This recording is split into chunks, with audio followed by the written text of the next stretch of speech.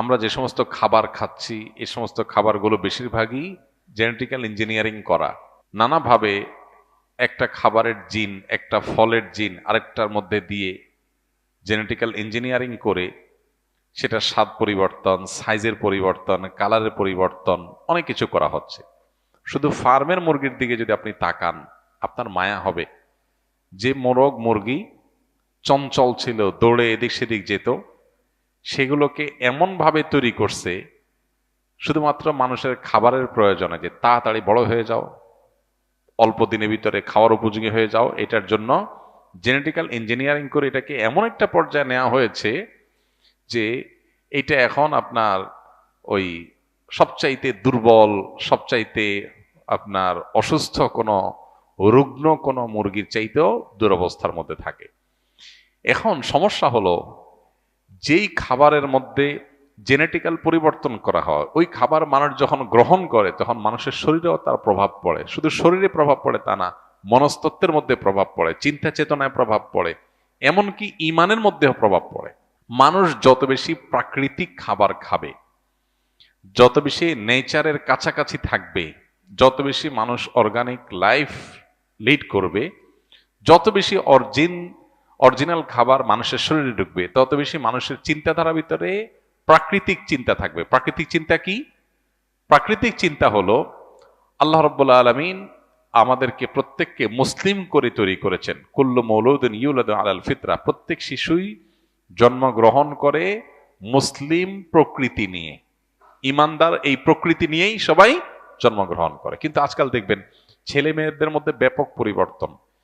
আগের ছেলে মেয়েরা মা বাবার প্রতি অনুগত ছিল, এখন পাঁচ ওয়াক্ত নামাজ পড়েও বেয়াদবের মতো আচরণ করে, মা বাবার প্রতি তাদের আনুগত্য নাই, তাদের উদ্ভট আচরণ দেখা যায় পোলাপানের মধ্যে। এই যে পরিবর্তন, মানুষের চিন্তা চেতনার মধ্যে দিনদারিতা নেই, আখেরাত মুখিতা নেই, মানুষ চাইলেও যেন দিনের পথে আসতে পারছে না, কোন একটা জায়গায় যেন বড় ধরনের বাধা আছে।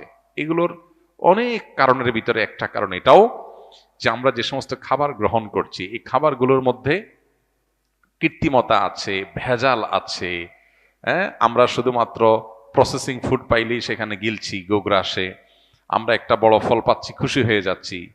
একটা ছোট ফলকে, যেটা প্রকৃতিগতভাবে একটা ছোট সাইজের হয়, ওইটাকে বড় করার জন্য বড় কোনো ফলের জিন এনে সেখানে দিয়ে জেনেটিক্যালি মডিফাইড করে ওইটাকে বড় করা হচ্ছে।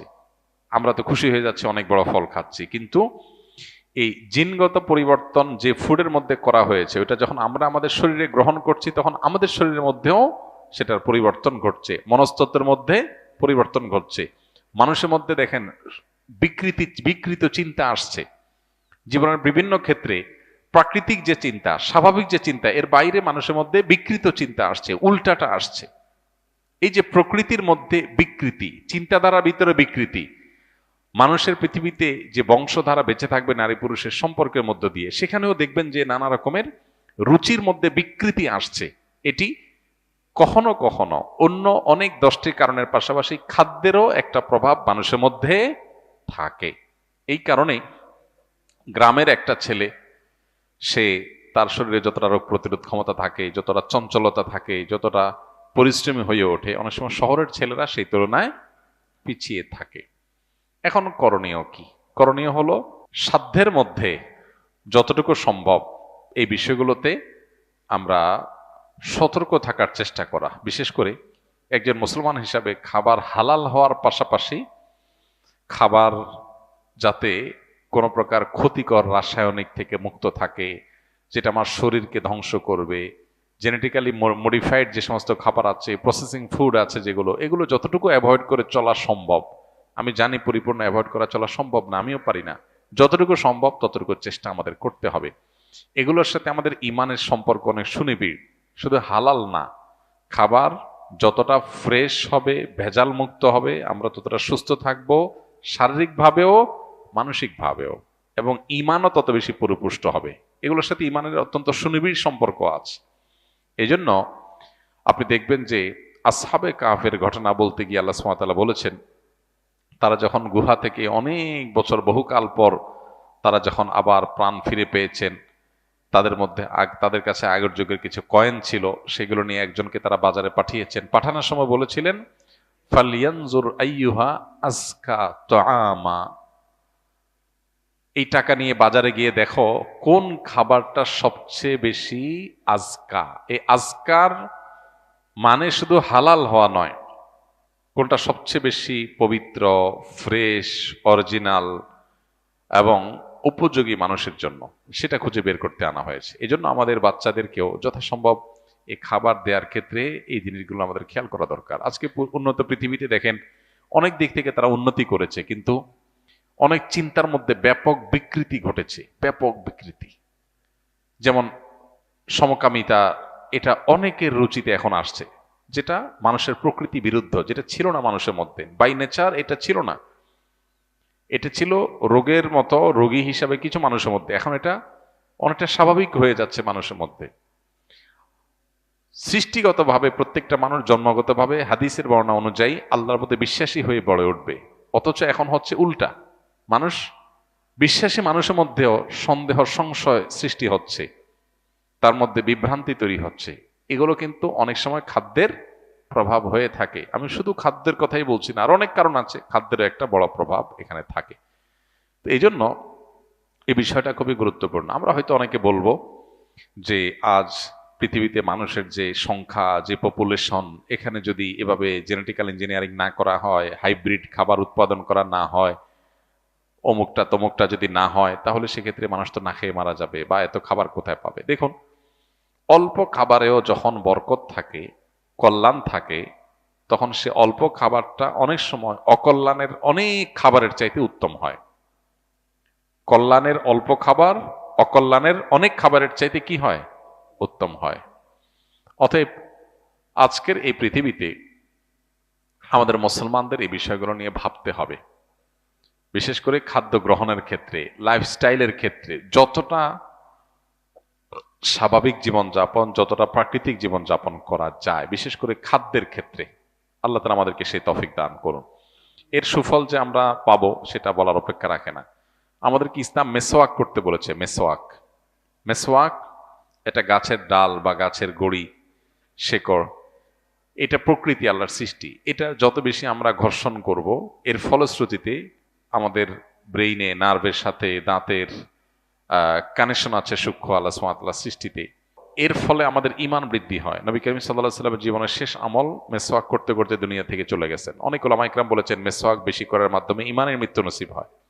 এর বিপরীতে আমরা নানাবিধ উপায়ে আমাদের দাঁত পরিষ্কার করতে পারি, সেগুলো নিষেধ না, শরীয়তে হারাম না, কিন্তু ভেতরগতভাবে আমাদেরকে যদি উপকার পৌঁছানোর ব্যাপারটা যদি আমরা খেয়াল করি বা চিন্তা করি, তাহলে দেখব যে মেসওয়াকের মধ্যে বিশেষ বিশেষ কিছু স্পেশাল উপকারিতা আছে, যেগুলো অন্য যে টুলগুলো আছে দাঁত পরিষ্কার সেগুলোতে নেই। আমি বলছি না যে অন্য কোনো মাধ্যম, ব্রাশ ইত্যাদি, পেস্ট ইত্যাদি, আপনার ফ্লোরাইড ইত্যাদি ব্যবহার করা যাবে না, সেটা হারাম হালালের কথা বলছি না। বলছি যে মানুষ যত বেশি প্রকৃতির কাছাকাছি থাকে, মানুষ ততটা প্রকৃতিগত চিন্তাধারা করতে পারে, এটা তার ভিতরে জাগ্রত হয়। আর যত বেশি নিজের এই প্রকৃতির মধ্যে পরিবর্তন সাধন করে মানুষ, তত বেশি মানুষ অসুস্থ, অস্বাভাবিক হয়। দেখুন, কলকারখানা হয়েছে, পৃথিবী উন্নত হয়েছে, আমরা অনেক খুশি, জীবনমান অনেক সুন্দর হয়েছে, আমাদের জীবনযাত্রা উন্নত হয়েছে, অনেক খুশি আমরা, সন্দেহ নেই। সেজন্য আল্লাহর কাছে শুকর আদায় করি, যারা এগুলো আমাদের জন্য সহজ করেছে তাদের কাছে আমরা কৃতজ্ঞ। কিন্তু সেই সাথে এটাও তো আমাদের স্বীকার করতে হবে যে কলকারখানার উন্নতির ফলশ্রুতিতে, শিল্প বিপ্লবের ফলে পরিবেশের মধ্যে ব্যাপকভাবে বিপর্যয় হয়েছে, এবং পরিবেশ কিভাবে ক্ষতিগ্রস্ত হচ্ছে আজকে গোটা পৃথিবীর মানুষ সবচেয়ে বেশি চিন্তিত যেটা নিয়ে, সেটা হলো পরিবেশ। বিশ্বের মোড়লদের সবচেয়ে বেশি বাজেট থাকে পরিবেশ রক্ষার জন্য। উন্নত দেশগুলোতে প্রত্যেকটা দেশে দেখবেন যে তারা পাগল পড়া শুধু পরিবেশ রক্ষার জন্য, কারণ পৃথিবীর পরিবেশ শেষ হয়ে যাচ্ছে, ধ্বংস হয়ে যাচ্ছে। তো অনেক জিনিস আছে বাহ্যিক দৃষ্টিকোণ থেকে অনেক উপকারী হলেও অন্তর্নিহিতভাবে আমাদেরকে অনেকভাবে ক্ষতিগ্রস্ত করে। তো ন্যাচারাল ফুডের বিপরীতে অপ্রাকৃতিক যে সমস্ত খাবার আছে, প্রসেসিং ফুড আছে, জেনেটিক্যাল ইঞ্জিনিয়ারিং করা ফুড আছে, এগুলো অনেক ভালো লাগে আমাদের কাছে। আমরা দেখি এগুলো আমাদের জীবনযাত্রাকে অনেক সহজ করে দিয়েছে, কিন্তু এগুলোর অন্তর্নিহিত যে ক্ষতি আছে সেগুলো আমরা অনেকেই আঁচ করি না। নানাবিধ দুরারোগ্য ব্যাধি এখন ঘরে ঘরে। সেটা অবশ্য আমাদের দেশে অস্বাস্থ্যকর খাবার, ভেজালযুক্ত খাবার, ভেজালযুক্ত ঔষধ এবং আরো নানাবিধ ভেজালের কারণেই ঘরে ঘরে ক্যান্সার, ঘরে ঘরে আপনার কিডনির রোগী, ঘরে ঘরে হার্টের রোগী। যারা এগুলো নিয়ে সাফার না করছে, দু চারটা রোগী নিয়ে, তারা বুঝবে না যে এগুলো কতটা কষ্টের, কতটা বেদনার। তো এই উন্নত জীবনের পেছনের কিছু দুঃখজনক গল্প আছে, এগুলো আমাদেরকে বুঝতে হবে, উপলব্ধি করতে হবে। আল্লাহ তাআলা আমাদেরকে সুস্থ স্বাভাবিক জীবন যাপন করার তৌফিক দান করুন। আমাদের ঈমানকে আল্লাহ তাআলা হেফাজত করুন।